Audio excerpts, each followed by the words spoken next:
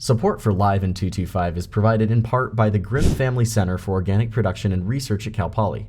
For more information or to support the center, please visit organic.calpoly.edu. That's organic.calpoly.edu for the Grimm Family Center for Organic Production and Research at Cal Poly. Support for Live in 225 is provided in part by AgCom Central. Visit AgCom Central on twitch.tv/AgCom Central or on our website, agcomcentral.com, where you can follow our social media. That's twitch.tv/AGCOMM Central for AgCom Central.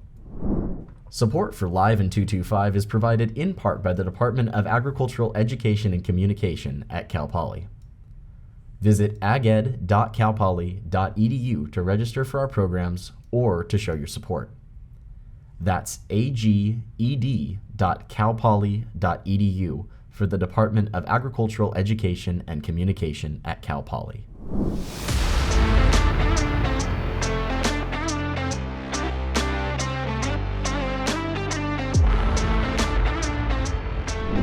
Alrighty, good morning everybody. This is Live in 225. I am your host, Natalie Victorine, and today is episode 3 of our podcast series about organic agriculture. And today we have a little bit of a different episode. We're going to be talking about challenges to the organic ag industry and what that pertains to, and kind of figuring out some solutions or ways to navigate these challenges in the organic industry. Here with me on the panel, we have Dr. Mike. Say hello. Yeah. It's Dr. Mike again, AgCom's professor, just, doing all the things, and it's going fantastic so far, I say. Alrighty, and we have Dr. Amanda Frye with us here today. Could you give us a little bit of an introduction, a little bit of your background, and one thing that you're excited about today? Oh, wow, sure. Good morning. My name is Dr. Amanda Frye. I'm a sociologist, and my training is in education with a focus on race, inequality, language. I look at sort of the intersections of inequality around race, class, gender, sexuality, language, and how that impacts educational equity. But before I came back to academia, I worked in the nonprofit sector for a whole number of years. 11 years of which I spent as executive director of a multi-service community agency on the East Coast, where we had a range of human services and supportive services for predominantly low-income and minority communities. Preschool program on site, before and after school programs for kids, teen center open evenings and weekends, and we also had the only daily meal site in the county. We offered a hot breakfast every day for anybody in the community who needed a meal, working people and unhoused people, primarily. And we also had the largest food pantry in the county. So I'm really kind of coming today, speaking from that bank of experience, working with folks who experience challenges around not only hunger, but driven by sort of other major areas of life: employment challenges, education, healthcare, housing. Yeah, it all kind of comes together. That is really impressive. Thank you again for having the chance to sit with us and join us on this discussion today. I was delighted. Not gonna lie, I'm trying to get Dr. Frye on her own podcast, so we may hire this entire crew to transfer over to Dr. Frye's podcast if she wants it. That would definitely be very interesting and very, very needed. Well, thank you. And then we have Dr. Grieshop, who has been on our podcast in the past. Do you mind giving a little bit of an introduction? Yeah, of kind of course. What you're excited about today? Thanks. So I'm Dr. Matt Grieshop. I'm the director of the Grimm Family Center for Organic Production and Research here at Cal Poly, our new organic center. I'm, as always, really excited to be here because I love to talk about all things related to agriculture and specifically organic ag. I'm an entomologist by training, so my emphasis is typically on the production side of agriculture, although I've done a little bit of post-harvest work, and as an educator, I've thought a lot about the other side of the food system or the consumers. Yeah. Well, this is a lovely panel. I can't wait to kick off this discussion. Me too. We're just going to get right into it and talk about the main mission statement of the organic production industry. So Dr. Grieshop, would you mind just giving our listeners a rundown of the three main components of organic agriculture? Well, that's complicated because organic agriculture has multiple definitions depending on where you are geographically and from a political and economic unit standpoint. So in the United States, organic agriculture has really developed to the point of a legal label that's managed by the USDA Agricultural Marketing Service.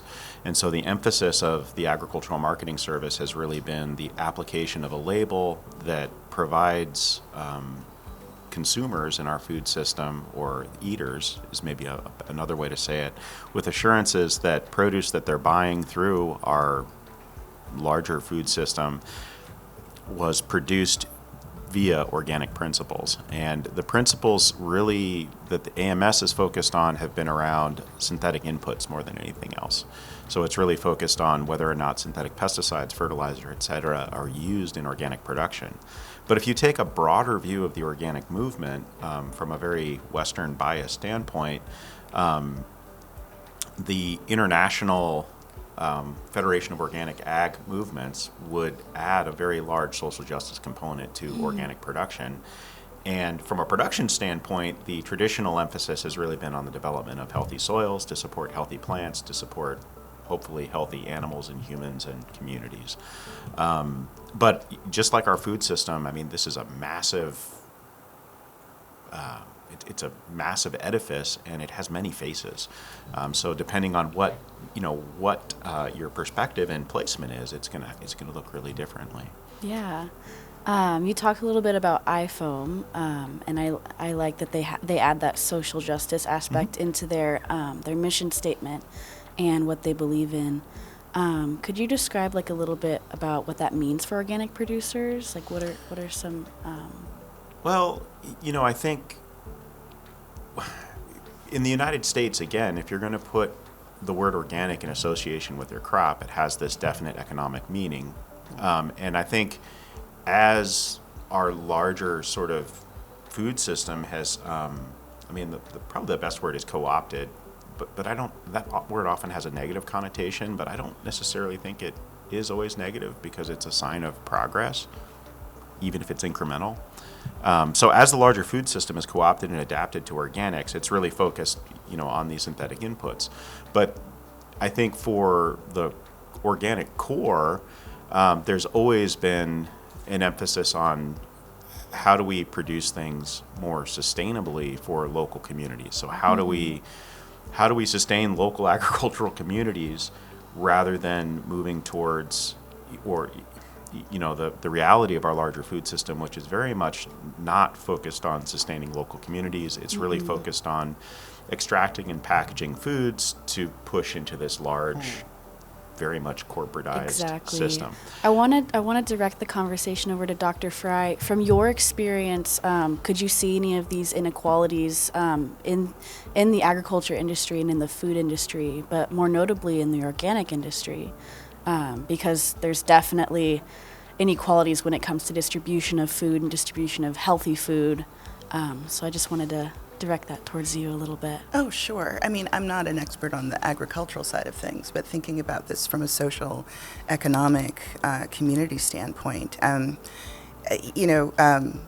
think about ultimately in the United States and pretty much anywhere, right? Greater wealth pretty much equals greater health, right? And so when we think about who has access to organic produce, to organic products, sort of what that mechanism of consumption really looks like in American society, it's broadly directed towards those with the disposable income, the time to be able to travel, the opportunity to live in communities with greater access to these kinds of products, and the ability to purchase them. And so,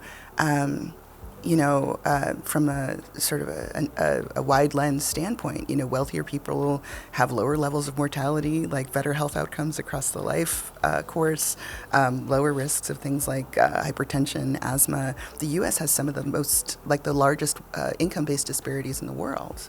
And so when you think about these sort of massive scale production, our total food system, which is obviously a really complex organism, you start to think about, in some ways, the reproduction or replication of pre-existing disparities that we already have embedded in American society. And that, of course, affects who gets access to, who's able to get involved in the industry and who gets access to these products on the consumer end. Yeah. Yeah.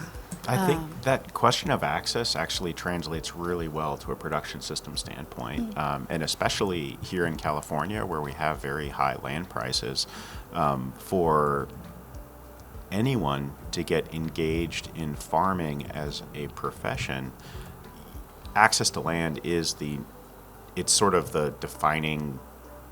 If you can't access land, you're going to have a really hard time. It's the make doing it or break it. It's the make it or break it. And so if you do have someone who's coming from a position where, you know, they have generational wealth, especially associated with land ownership, it's a lot easier to get into it. If you don't, and you don't have a lot of, you know, capital to kind of transform into access to land, it's really incredibly tough. And that's someplace where I think California Certified Organic Farms, which is the largest certifier in the state, has been really quite active in developing granting programs, especially targeting first-time farmers. Really, they've had a big focus on farmers coming from Latin America and Latin American background to try to provide them with an easier access point to organic markets. And the way they're doing that is they provide $10,000 cash grants, which the farmers can then use to offset, you know, capital costs associated with land rent, because it's really just, even in California, hard to even own land. You're pretty much, regardless of your scale, you're probably renting land. And then also offset costs associated with the actual certification process. So paying for certification inspections, offsetting the cost associated with paperwork and everything else. But, and there's been some national investment just in the last couple of months with the transition to organic production program, but this is a massive issue that really, it's across our food system. If you're not already in the agricultural business, it's really hard to get into it on the production side. And I'd like to add to that, you know, two statements. From the production side, I remember Matt saying, you know, people want to get at the household level. People want to get into organic agriculture, and even with restricted spaces, they would probably grow some stuff, but it doesn't have the nutrient-dense foods that you would want to produce to consume to get you the nutrients and the fulfillment of a full meal. And then from the consumer's perspective, and anecdotally, like when I just got out of grad school, okay, still not making full salary or whatever, I mean, the man on the street have to make the decision. Do I want to pay the $2-3 extra for an organic whatever it is compared to conventionally produced factory farmed items, which in the short term, those dollars and cents add up, but in the long term, you know, what are the benefits to is it a direct benefit, or is it an environmental benefit that I'm paying into or buying into to give me the satisfaction that I'm doing the right thing as a consumer? And so I think those two conversations need to be a little more exposed. And that's a great point. I mean, because really, you have the potential short-term benefits, and certainly, I mean, regardless of whether it's produced organically or conventionally, we have the data to say that, you know, a diet that's rich in fruits and vegetables and diverse, I mean, your baseline calories are still probably coming from grains and pulses, so, you know, wheat, corn, soybeans, whether you're eating it directly or you're eating an animal that ate that. But that diversity in your diet is so incredibly important to the maintenance of health over the short and especially long term. Gut health, risk of cancer, heart disease, everything is so tied into that. So that's a huge issue. But then you also have the true cost of our food system. And so, what is the cost of the dead zone off the Gulf of Mexico, which is, twice the size of New Jersey. It's an area where, because of nutrient effluent through the Mississippi Delta, which is related to largely Midwestern agriculture, there are no fisheries there anymore because the water is so low in oxygen due to eutrophication, due to phosphate and nitrate overload, that that's a cost. And as a society, we all bear that cost. Wait. A space like this actually exists, the size of New Jersey? Twice the size of New Jersey right now, in the Gulf of Mexico. And this is not, this is it's not just restrained to the Gulf of Mexico. If you go to areas where you have rivers running into the ocean off a lot of agricultural land, and then oftentimes, poorly managed, human waste, so sewage, there are dead zones all over the world. And I mean, there's dead zones in the Great Lakes that are in the Green Bay related to hog production in Wisconsin. You have these dead zones. I'm getting off social issues. No, I think I think it's really important to think about just from a the sort of wider perspective. Like what you're talking about are sort of decades of disinvestment in communities that have sort of been targeted for receiving that waste. Right. Do you know what I mean? Like sort of when we have this hierarchical economic setup where you have some populations that are privileged and protected, and some populations seen as exploitable or as seen as less important across kind of any number of measures. Those are the communities that receive the waste. That's where we start to talk about environmental racism. That's when we start to talk about the disparities between the developed world, and I'm air quoting all over the place, and other countries who have been the receivers of the wastes of other countries, right? Like we are in a moment, hopefully, where people are actually thinking about the sort of these sort of global interdependence issues. So like plastic. Right? Recycling, Sure. not just air quoting. Sure, but the sure. fact that most of that, it's getting shipped Sure. to other less economically developed countries and economies, and then it just ends up as a waste there. But to be specific, I mean, and you were talking about the difficulty of getting into farming, getting into organic farming in the first place for folks who don't have family wealth, who don't have access to inherited land. That's sort of where you're seeing this push for urban farming. We were talking a little bit before we got started about programs like the Soul Fire Farm in upstate New York, or closer to home, the Israel Family Farms in Sacramento, where you have black farmers, black organic farmers reaching back to ancestral farming practices, thinking about soil health, and thinking about not only turning unused, discarded urban land into rich, healthy medium for growing healthy food for the community, but also turning their operations into education and support programs to try to create more urban farms and urban farmers in other disinvested communities across the country.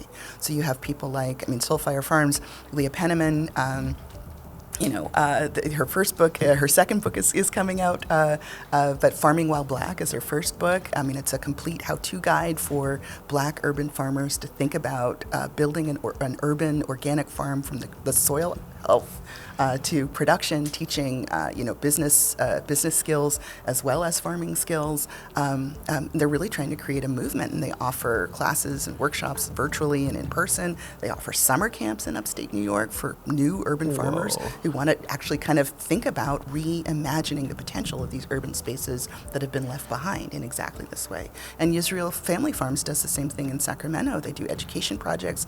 They even have a program whereby they subsidize and help urban residents build gardens, right? Build healthy organic gardens, right? They'll come in and they'll do your raised bed for you, but they'll also teach you about soil management, and they'll also teach you about how to create and sustain your own source for healthy foods. It's building a kind of an interconnected, interdependent network of folks who are literally from the ground up trying to change the food system and trying to change these problems of access, so that health isn't only a privilege of the wealthy, right? Really trying to get at some of these basic processes to try to transform communities and transform people's lives. And can I just draw back to the conventionally, culturally based agriculture? These people the people who have practiced culturally based agriculture know what they're doing. They understand balance. I read an article about, how the Aztec culture always had clean water, and when the Europeans came in, they just demolished their clean water system. And I'm like, I guess what I'm trying to draw is the African culture have their own agricultural system, Hispanic culture, European culture as well, and all these come into play. But since we're contesting between factory farming, is what I would call it, or conventional farming, and organically based farming, it's contentious because one definitely has its both definitely have their places, but one seeks to be regenerative in nature. So yeah. Right. Well, I mean, you also speak to another issue there, which is not just on the production side. I think about the access side too, right? So, like for many urban dwellers, for low-income, majority-minority communities that have been left behind, by sort of federal, state, and local policies around urban development. I mean, that's a whole other conversation. But for folks in what typically we refer to as food deserts, right? And that's a disputable kind of a term that has a lot of applications in a lot of different ways.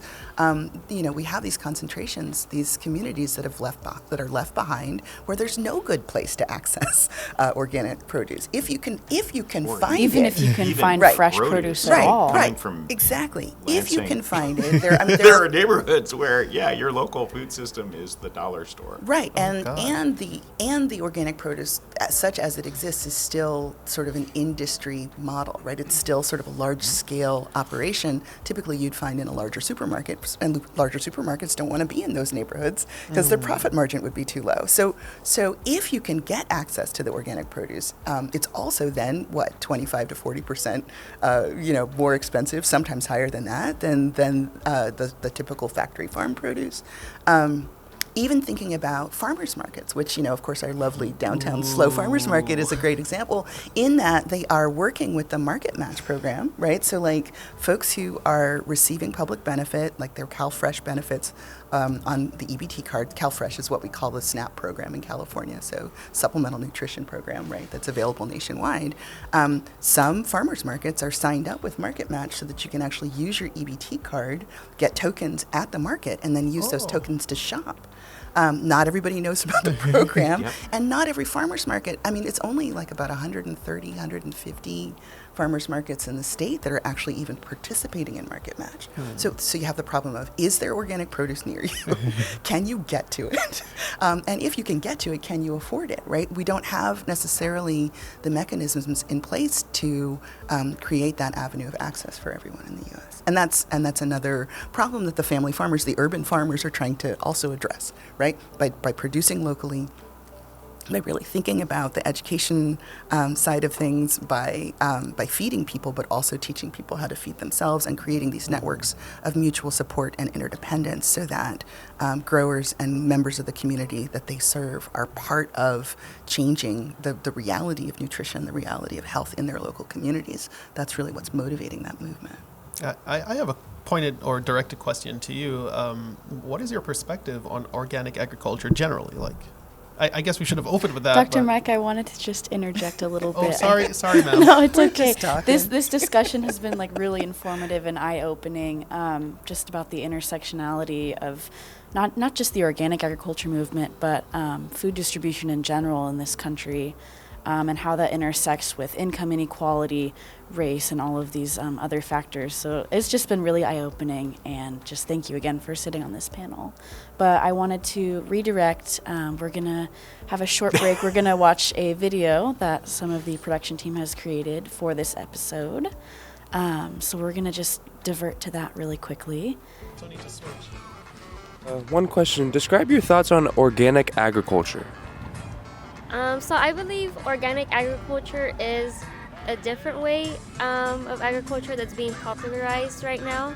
It is healthy, but not necessarily sustainable, as it has a lot of methods and different mechanisms that go into it for actual organic produce to be cultivated at the end.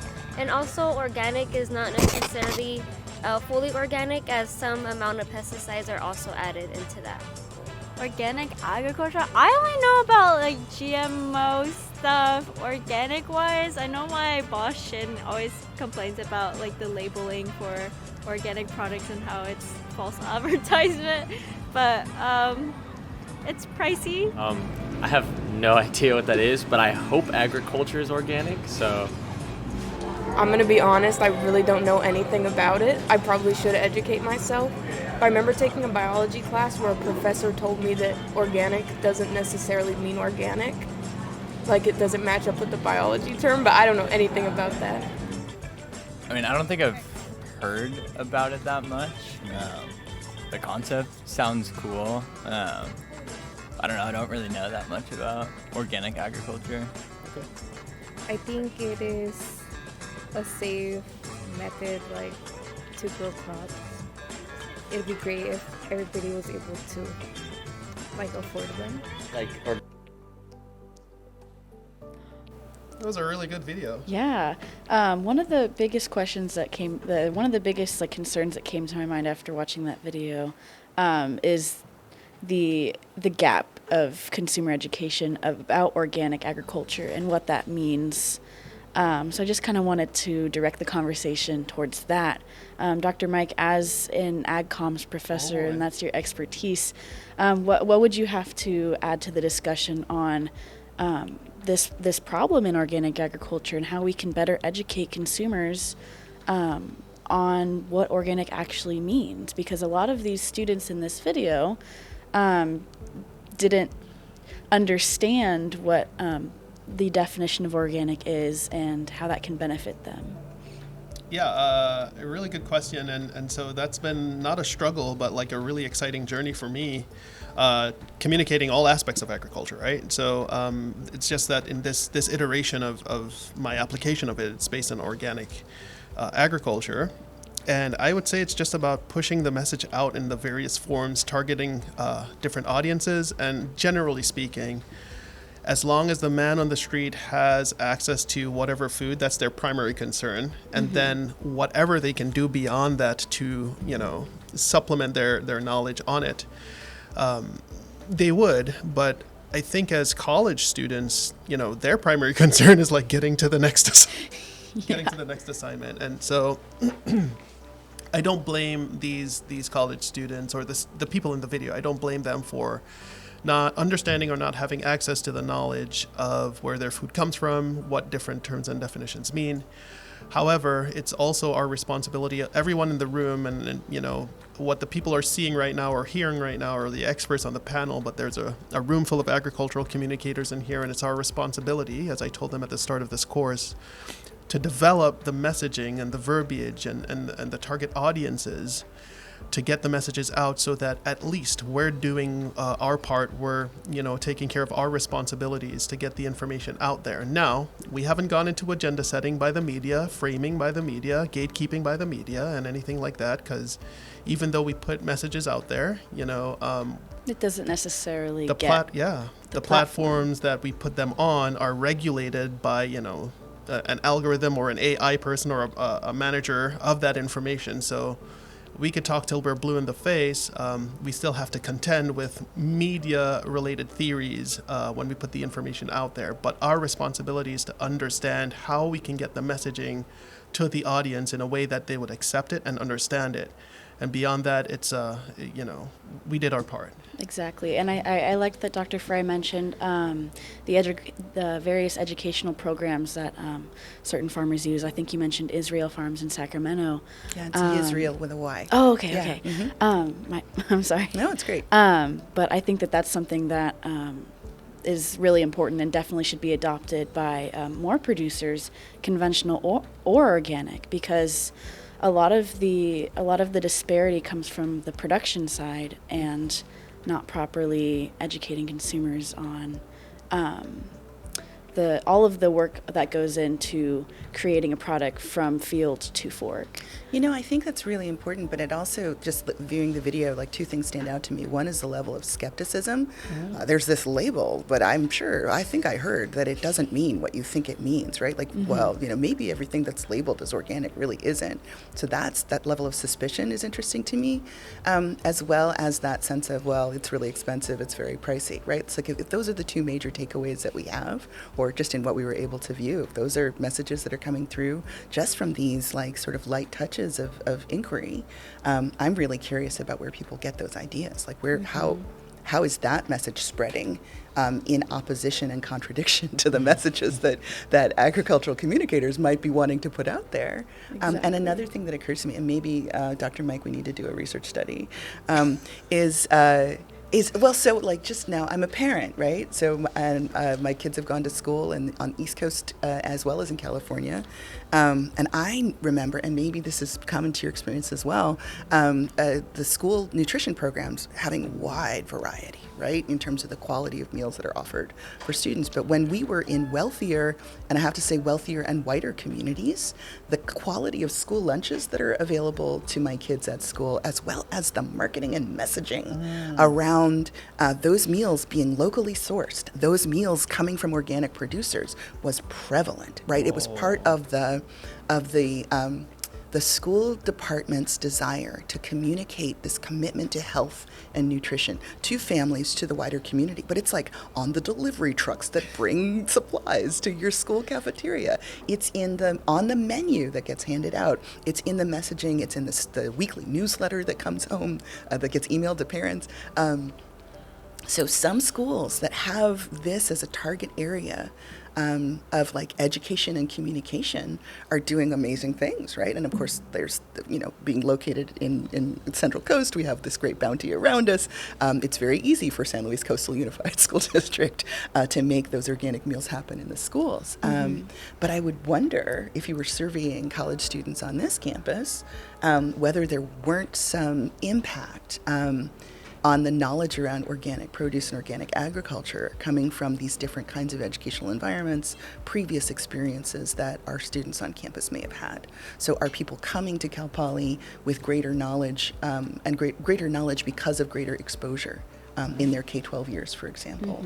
And students who may not have had those exposures, are they showing different levels of understanding? I mean, I feel like that's a measurable project. I think that the level of education definitely starts when you're younger and when you're in elementary school. And I think that knowledge and that not bias, but that knowledge that we have of the agriculture industry just really starts with what we're raised around. I did a research project on whether or not adopting policy to have agriculture education in primary school should be adopted nationally, and I really think that would be something that would really combat this issue of not misinformation, but uneducation about the agriculture industry and organics. And there's this education, that's a really powerful word. There's this one farm at this elementary school called Moss Haven Elementary, and it's based out of Dallas, Texas. And they have a small farm on campus, and they have some chicken coops, and they grow lettuce, and there was all of these quotes from the students that were like, I love knowing where my food comes from. I love getting to hold the chickens and learn about why they lay eggs. And I think that even though it starts at such a young age and these are such young students, we're shaping these minds into well-educated human beings that can just understand where their food comes from and how much of a delicate process that is. And I think that's really, really exciting. Yeah, I feel like, 100 years ago, that kind of knowledge was wider spread, right? Exactly. Humans always knew where their food came from. It's these kinds of industrial applications and sort of this economic environment that we're in is a recent development, right? So the sense of distancing people from the food that's grown for their benefit, from the production of the things that they need to live and thrive, that's actually relatively new if you're thinking about the arc of human history. And I have to also say that in lower income, more rural communities, black and brown communities, people have always had to rely on what the earth could provide and have always had to treasure and hang on to and pass down that sort of ancestral knowledge about how to create, as my grandmother would say, create something out of nothing, right? Make a way out of no way.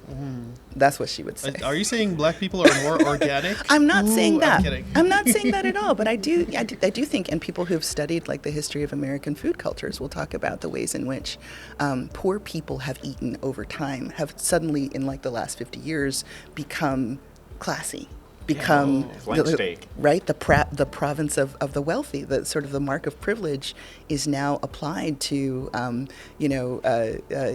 beans and rice diet that is for many of folks a struggle food, right? It's sort of how people were able to feed their families in times of great deprivation is now seen as chic, and it's healthy, and it's desirable, and in some ways it's out of the reach Can we get of Black another and brown hour? communities. We need another hour for more discussion. That's a whole other Yeah. topic. But I do think that the cultures that and the communities that we're part of in these sort of formative years transmit a whole lot of messages that we bring into our adult lives when we actually have money in our pockets and have the responsibility of making decisions about how to prioritize our spending, what we're going to try to bring into our lives as far as health and abundance and vitality. And depending on what children are exposed to at an early age, you can see those direct impacts on the kinds of choices that they make later in life. There is a wealth of research out there on educational settings and sort of how teachers are teaching about things like climate change, how teachers are teaching about things like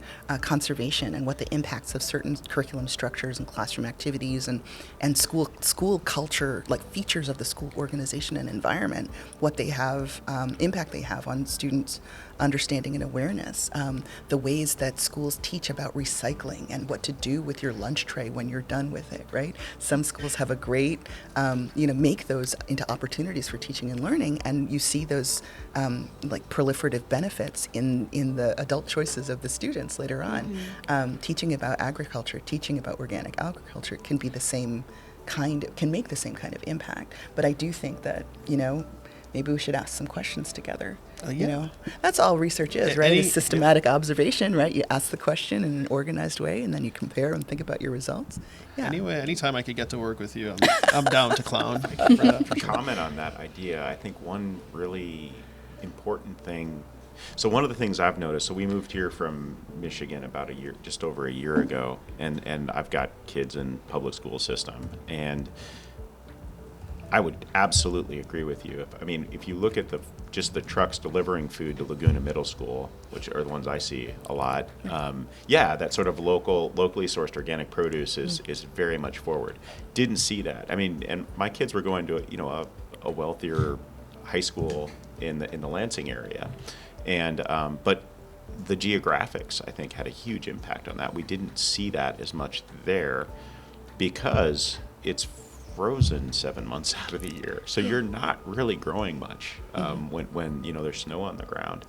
But in California, I think that rural-urban divide and sort of the plight of rural communities and the folks living in those rural communities would be a really interesting cross-section for what you're talking about. Because I suspect, I don't have the data, but I suspect that folks in the Bay Area, the Central Coast, maybe in some areas of Southern California, you're seeing more of that sort of farmers market, local ag tie-in to schools compared to what you might see in, say, Salinas or the Imperial Valley or Santa Maria even. Right, even in communities where there's growing going all on. The food is being produced. But it's being produced for other places. Exactly. Yeah. So I think that, the opportunity, given the range of those localities that we draw students from, especially a lot of our transfer student population, would be a really interesting set of subjects.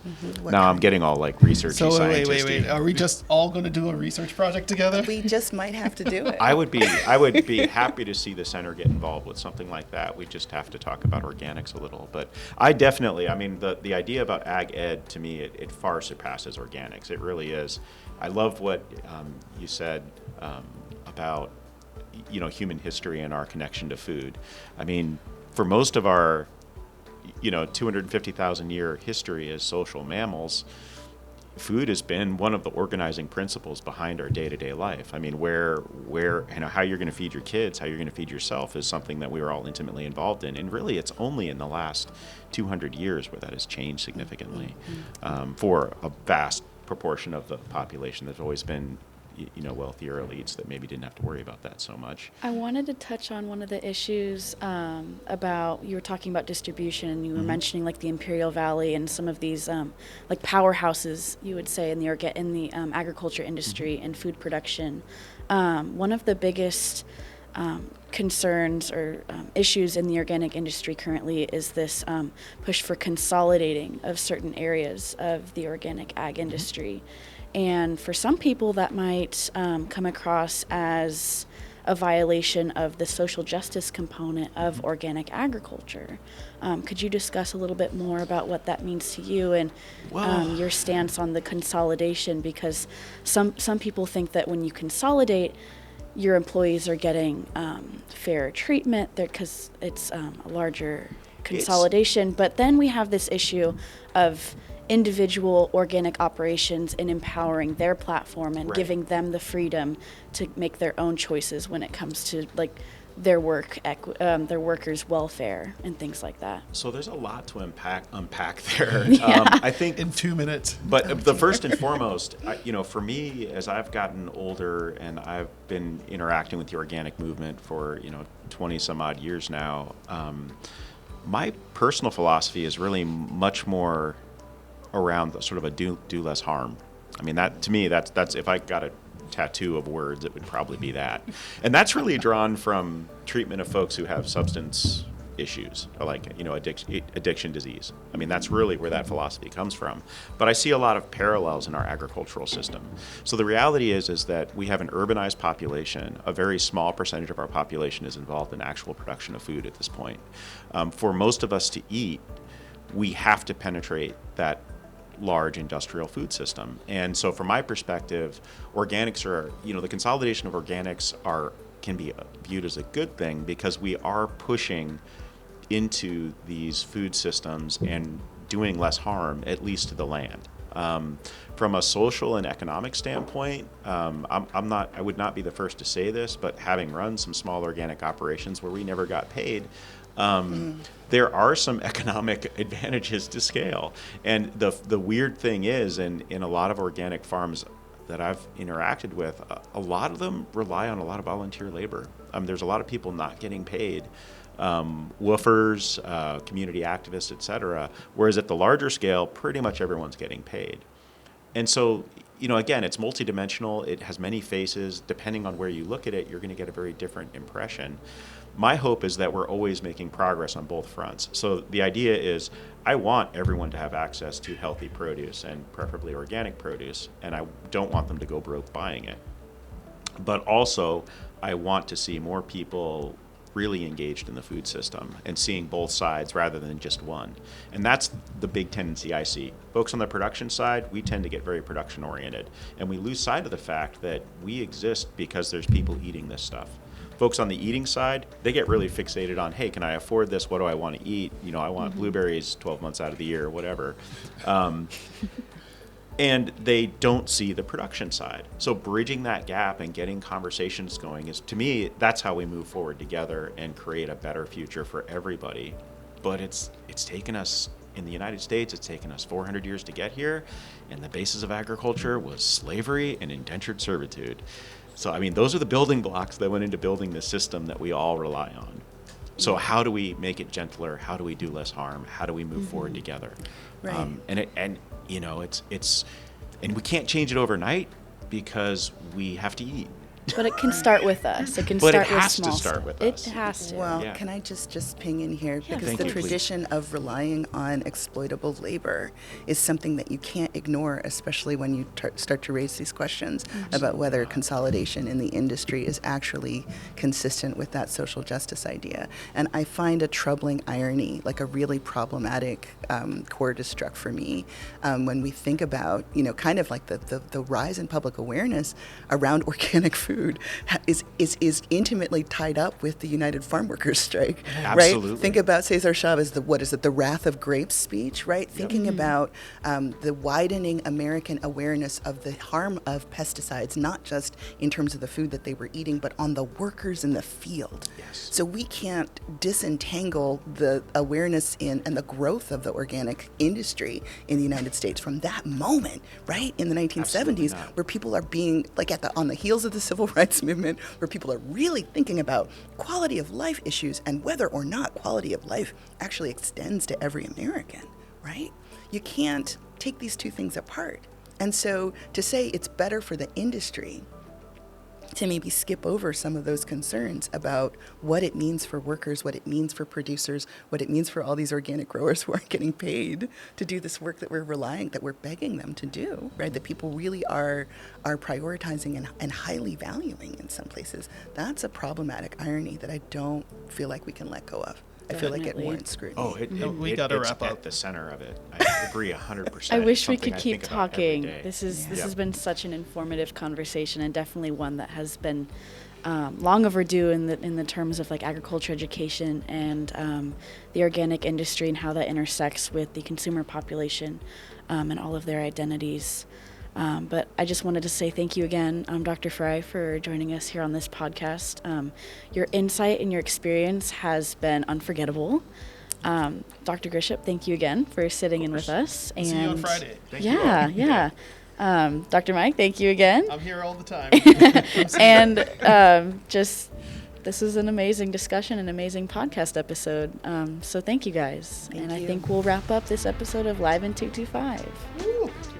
Live in 225 is a production of the AGC 225 class at Cal Poly called Digital Communications and Agriculture.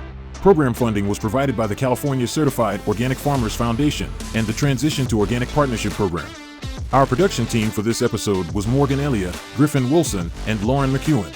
Our director for Season 1 was Bella Anushian. Our host was Natalie Victorine. The executive producer, creator, and co-editor for the show was Moses Mike. Matt Grieshop was our co-producer. Our guest for this episode was Dr. Amanda Frye. Our audio technician was Melissa Frago, who was also our managing editor. The video switching director was Griffin Wilson. Our vocal talent was Jared Mandrell. Background music by LVY Music from Pixabay. Intro and outro music by Alex Grohl from Pixabay. Thanks for joining us.